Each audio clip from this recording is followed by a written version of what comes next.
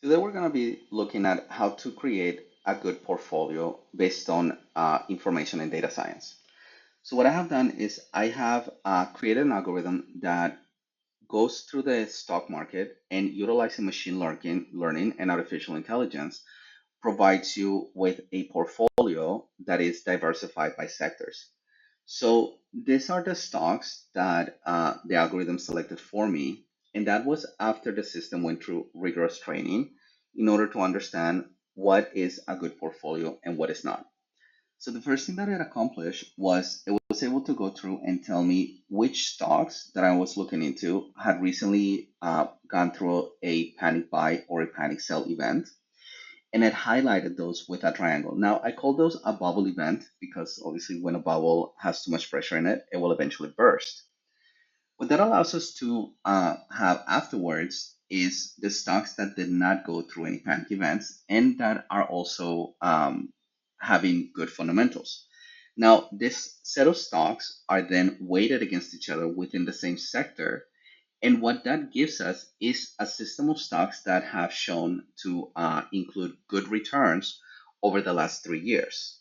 The last step in creating this portfolio is to actually make it and follow it.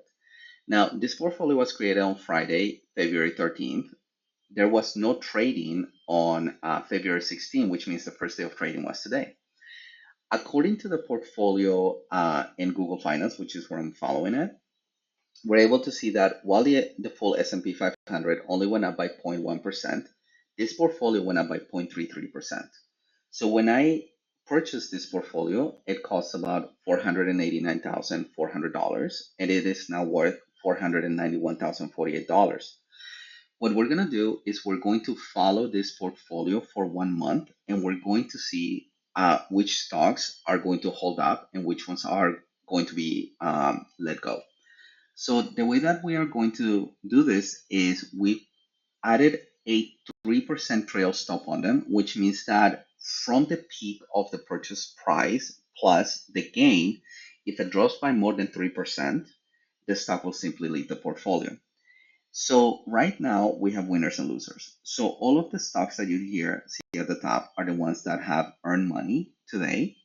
And the ones that you see at the bottom are the ones that have not yet earned any money or are actually losing money, with the biggest loser being Primori Services Corp, which since Friday has lost about 2.49%.